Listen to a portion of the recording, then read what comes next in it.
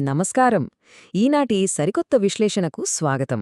ఈరోజు మనం చాలా ఆసక్తికరమైన, అలాగే మనందరి జీవితాలకు అత్యంత అవసరమైన ఒక ముఖ్యమైన విషయాన్ని మాట్లాడుకోబోతున్నాం. అదేంటంటే, మన శరీరానికి అలాగే మన మనస్సుకు ఉన్న అవసరాల మధ్య ఉన్న ఒక అద్భుతమైన కనెక్షన్. ఈ రోజుల్లో ఎక్కడ చూసినా ఇన్ఫర్మేషన్ దొరికేస్తోంది కదా, కానీ అసలైన జ్ఞానాన్ని ఎలా స్వీకరించాలన్నది మనం కొంచెం మర్చిపోతున్నాం.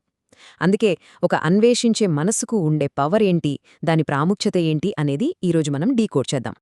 అసలు ఈ అన్వేషణంతా ఒక సింపుల్ కాని చాలా పవర్ఫుల్ ప్రశ్నతో మొదలుపెడదాం. మానవ మనుగడను ముందుకు నడిపించే ఆ నిజమైన శక్తులేమిటి? ఆలోచించండి.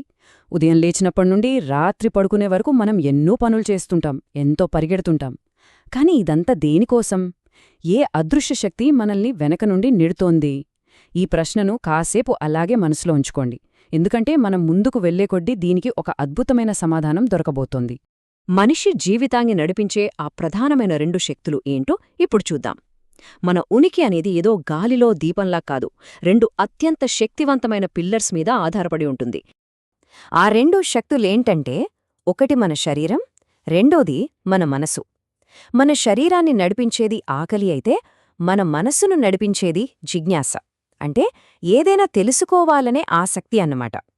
మన శరీరానికి బతకడానికి ఫుడ్ ఎలాగో, మన మనస్సు కూడా జ్ఞానం, కొత్త విషయాలు తెలుసుకోవడం అంతే ముఖ్యం. ఆకలి అనేది శరీరానికి ఒక ఫ్యూయల్ లాంటిది, రైట్? అలాగే జిజ్ఞాస అనేది మన మనస్సుకు ప్రాణం పోసే ఒక పవర్ఫుల్ డ్రైవ్. ఈ రెండు విషయాల మధ్య ఉన్న బ్యాలెన్స్ని మనం కరెక్ట్గా అర్థం చేసుకుంటే చాలు, నాలెడ్జ్ పట్ల మనం చూసే విధానమే పూర్తిగా మారిపోతుంది. ఇక్కడే మనం అర్థం చేసుకోవాల్సిన ఒక అద్భుతమైన పాయింట్ ఉంది.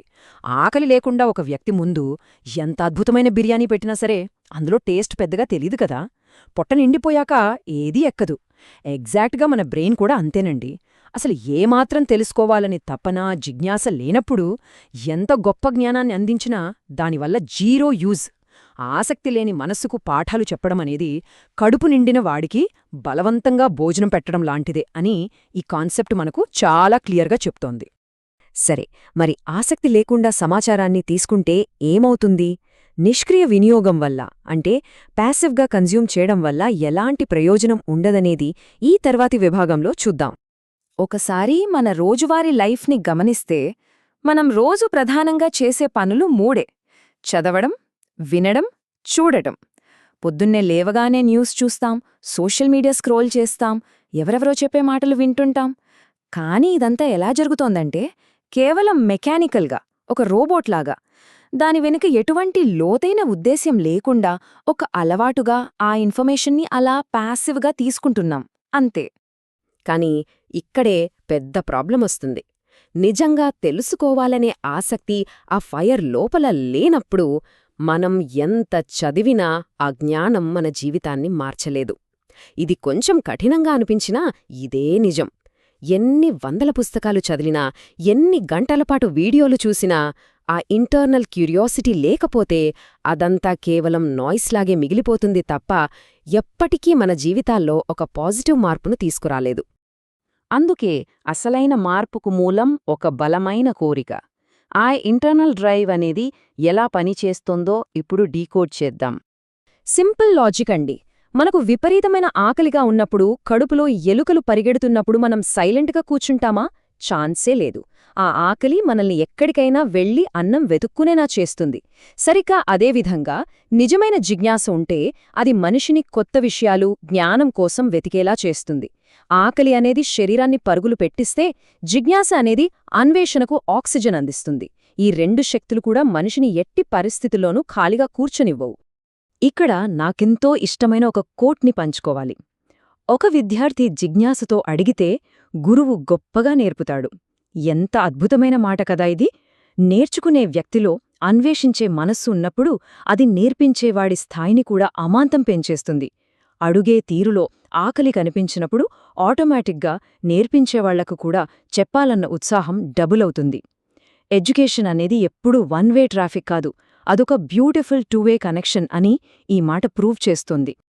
ఇదే ఆలోచనను ఇంకొంచెం డీప్గా ఆలోచిస్తే, ఒక మనిషి తెలుసుకోవాలనే కోరికతో ముందుకు వెళ్తే ఈ ప్రపంచమే అతనికి గురువు అవుతుంది. మనం నేర్చుకోవడానికి కేవలం ఒక స్కూల్కో ఒక పుస్తకానికో అతుక్కుపోవాల్సిన అవసరమే లేదు.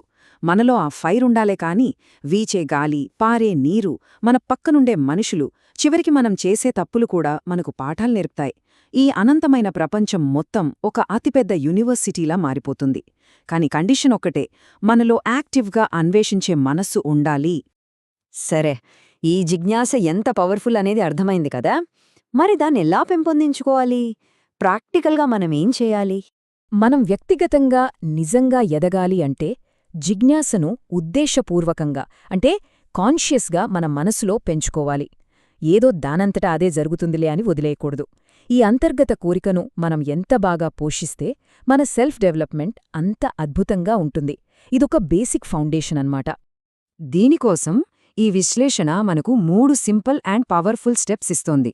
ఫస్ట్ స్టెప్, ప్రశ్నలడగండి. దేన్ని గుడ్డిగా ఒప్పుకోకండి. ప్రతిదానికి ఎందుకు, ఎలా అని ప్రశ్నించడం స్టార్ట్ చేయండి. సెకండ్ స్టెప్, తెలుసుకోవడానికి ప్రయత్నించండి.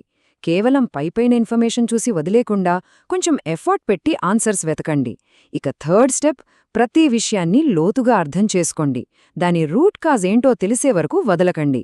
ఈ 3 స్టెప్స్ ఫాలో అయితే చాలు, జ్ఞానంతో మనకున్న రిలేషన్షిప్ పూర్తిగా మారిపోతుంది. మనం ఈ విశ్లేషణలో ఆల్మోస్ట్ చివరికి వచ్చేశాం. ఒకసారి అంత సమ్మరైజ్ చేసుకుంటే, ఆకలి లేని అన్నం శరీరానికి ఎంత వేస్టో, అలాగే జిజ్ఞాసలేని జ్ఞానం కూడా మనస్సుకు ఏమాత్రం పనికిరాదు.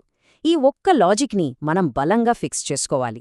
మనం చేసే ప్రతి అన్వేషణ, నేర్చుకునే ప్రతి విషయం ఈ బేసిక్ రూల్ చుట్టూనే తిరుగుతుంది. సో ఫైనల్గా మనం తెలుసుకోవాల్సిన అతి పెద్ద కంక్లూజన్ ఏంటంటే, జిజ్ఞాసే జీవితాన్ని మార్చే శక్తి. అవునండి, ఇది కేవలం ఒక హాబీనో ఒక ఇంట్రెస్ట్ మాత్రమే కాదు.